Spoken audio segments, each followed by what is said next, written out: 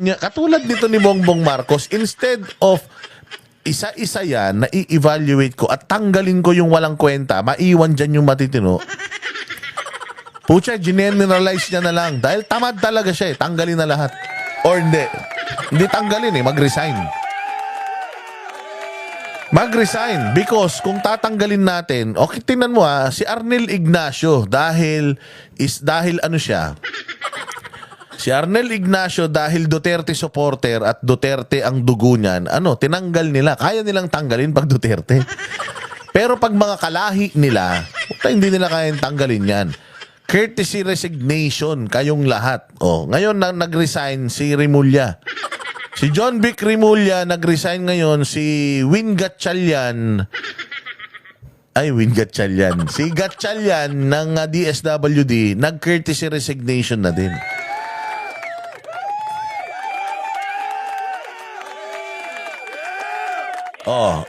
Sige, nag-resign etong mga cabinet secretaries mo. Anong plano mo, sir, pag nag-resign sila? Anong plano mo? Dyan sa DILG, nag-resign si Remulla. So, anong plano mo? Headless chicken sila ngayon. Yung opisina nila, putangin na kung sino-sino nagdidesisyon dyan. Ang dahil pa namang kupal sa gobyerno. Ang daming, kung umasta, kala mo sila may-ari ng opisina. Wala na yung DILG secretary. So, paano na ngayon? Gaano katagal na walang DILG secretary? Ang DSWD, si Gatchalian, nag-resign na courtesy resignation na din. So, paano? Paano ngayon? Mga kaibigan mo lahat yan. Di ang gagawin mo lang, hindi, wag kayong mag-resign. Dinidecline ko yung resignation nyo. Hindi, ikaw Remulla, nagre-resign ka, hindi ko tatanggapin yung resignation mo. Ikaw din, Gatchalian, hindi ko tatanggapin yung resignation. Puta, pinag-resign mo pa. Hindi, kasi kita mo sa kalagitnaan ng iyong termino, paalis ka na, pahina na yung kapit mo sa kapangyarihan.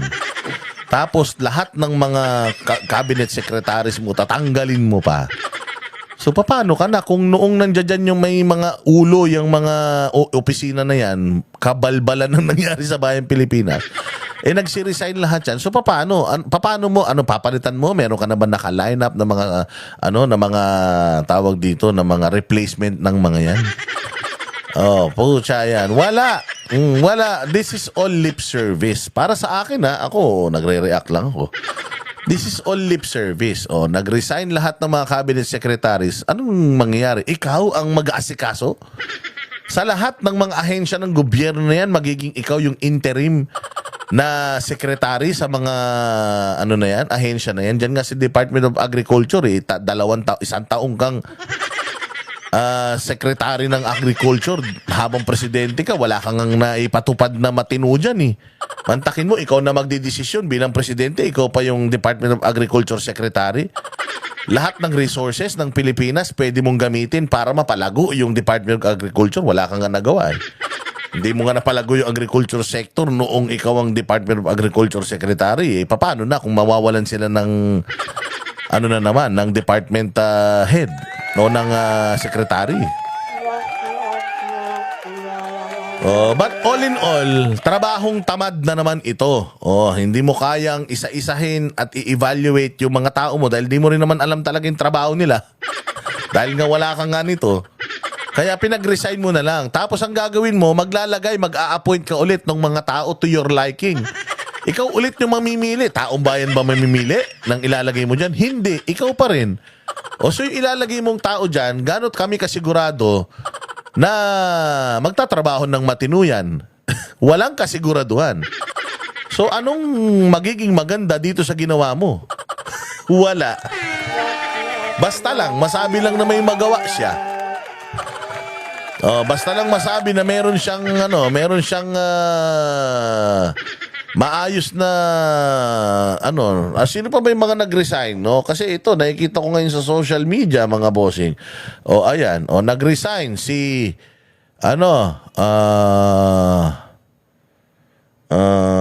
ayan. Nag-resign si Oh, si Ralph Recto. Ayan, Ralph Recto, nag-resign na. Oh, sige, putang ina nyo ha. Oh, sino pa? Ang mga nag-resign. Ba't kasi hindi na lang ikaw mag-resign? Putang ina niyan. Pinahihirapan pa natin Pilipinas, bongbong eh. Putang gusto mo maging maayos Pilipinas, mag-resign ka. Sigurado ako, putang ina, maayos ang Pilipinas. Kahit wag na si Inday ipalit. Si Leni Robredo na ipalit para putang ina sa kasiyahan ng mga puso nyo. Oh, ito si Rex Gatchalian. Oh, Rex Gatchalian, I serve at the pressure, immediately resign. Tinan mo ha, putang ina, style ng mga to. Yung mga nag-resign na yan, ibabalik niya yan. Ibabalik niya yan. Hindi, maganda ginawa mo sa ano eh. Balik ka. Hindi, maganda ginawa, balik ka. Puta, style lang to eh. Sino pa nag-resign? Si Vince Dizon. Oh, kinang-ina niyan si Vince Dizon. Nag-resign na din. Puta, yan ang alam matinumong sekretary. Puta na, nag-resign pa. O, nag-resign na si Vince Dizon. O, sino pa ang nagre-resign? Sige, kinang-ina nyo. O, ito dapat mag-resign talaga to. Si Cristina Prasco. Oh, willing to file. Gaga, mag-resign ka nung willing to file. Putang ina. Hindi namin kailangan yung willingness mo to file resignation. Mag-resign ka.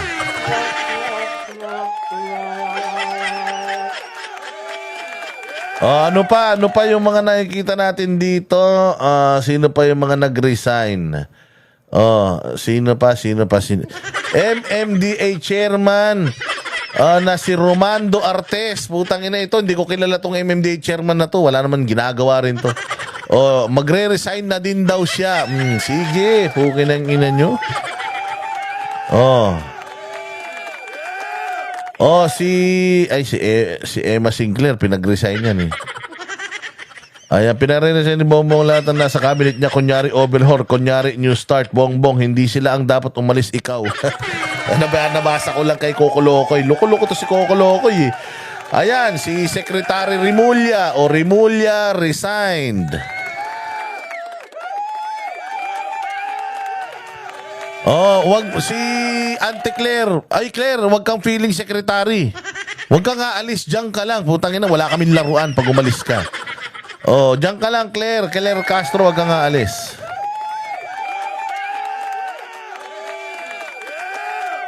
Oh, sino pa? Si DSWD. Oh, wala pa. So far, yun pa lang. Yun sa Department of Agriculture, yung kaibigan nito. Hindi pa ba nagre-resign? Wala pa, hindi pa nagre-resign. But anyways, may mga ilan na. Ito, si DBM Secretary. Oh, yan, si Pangandaman. Oh, ito, puta, isa rin to. Oh, isa rin to, salot din to. Oh, yan, magre-resign na din. Tanging ina nyo, ha? Sige.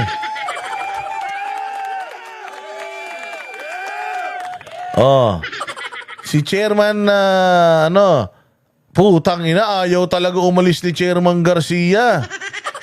The commission, Chairman Garcia is not part of courtesy resignation directive of Marcos, as commission is not part of executive department. Ganun ba? Tonginong kapal na mukha ni Garcia, ayaw umalis ha.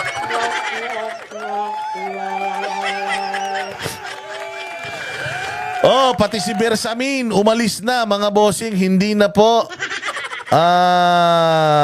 membro ng gabinete si Bersamin. Okay, so sino pa ang mga nawala? Agriculture, nagsuminig. Okay, pati si Agriculture Secretary Laurel, Francisco Chu Laurel, wala na rin. Palakpakan. Utangin na nyo. Alisin. Pusta tayo bukas, babalik lahat yung mga yan. Oh, sino pa mga nag-resign? Walang hiya na yan. Saan ka naman makakita kasi meron tayo 62% ng FDI, foreign direct investment, bumaba 62%. Oo, 62, more than half, mga bossing, yung mga investors galing sa ibang bansa, nagsisilayasan na. Ayan, nakalagay dito, 62% FDI plunge. Bumagsak ang ating foreign direct investors or foreign direct investment.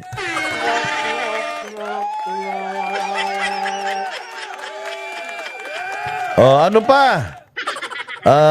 Sino pa mga nag-resign? Yan na, tandaan nyo yung mga pinagsasabi ko ha. Pero sa karamihan nitong mga ano na to, karamihan nitong mga pinag-resign na to, tayo ina niyan. Lahat dapat mag-resign, pati si Bongbong, isama nyo na. So yan ang mga nag-resign na.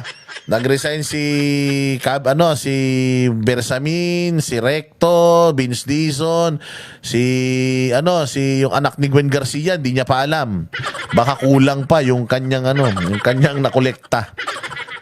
Sino pa ang mga nag-resign? Si DSWD, DILG. Nag-resign na din. Very good. Pero alam naman natin mga bossing, ha? Alam naman natin na ayan kailan magre-resign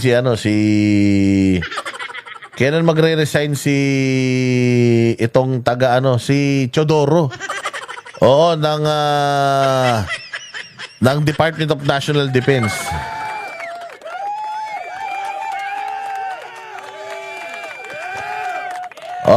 As of 11 a.m. ang mga nag-resign na, mga bossing. Ito ang mga nag-resign, si Lucas Bersamin, si Ralph Recto, si Crispin Remulla. Wow! Nag-resign na si Crispin Remulla.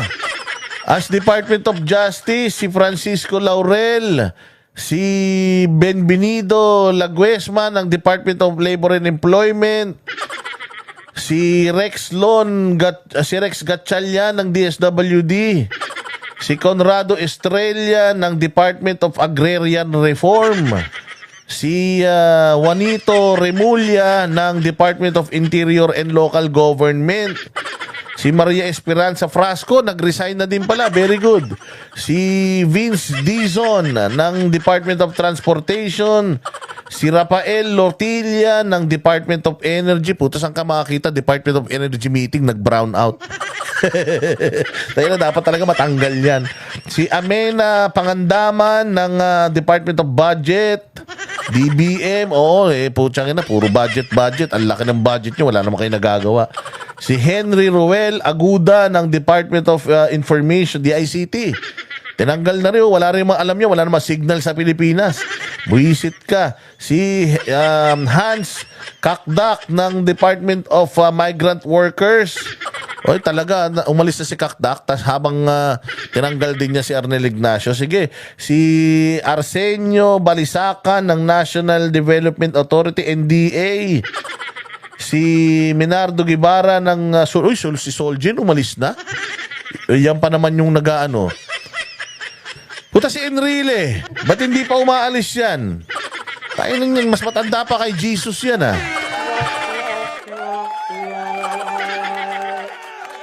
Si JB Ruiz. Tinanggal nyo kagad si J. Ruiz ng Presidential Communications Office. Si Frederick Go ng President for Investment and Economic Affairs. Si Roman Artes ng Metropolitan Manila, MMDA. Hindi ko talaga kilala to At saka si Jose Francisco Benitez, Director General, Technical Education and Skills Development, TESDA. Yan So ang makakapal lang muka, ang hindi pa umaalis, si Enrique Manalo ng Department of Foreign Affairs, si Gilbert Chodoro ng Tanggulang Pambansa, si Chodoro Herbosa ng DOH, si Manuel Bonoan ng DPWH, si Angara ng DepEd, si Antonia Loizaga ng Department of Environment, DENR, si Renato Solidum ng Department of Science. Huwag nyo natanggalin niya si Solidum. Putang ina, yan na lang yung magaling sa inyo Tatanggalin nyo pa yun, yung mga nakakaalam na pagsabog ng bulkan. Si Jose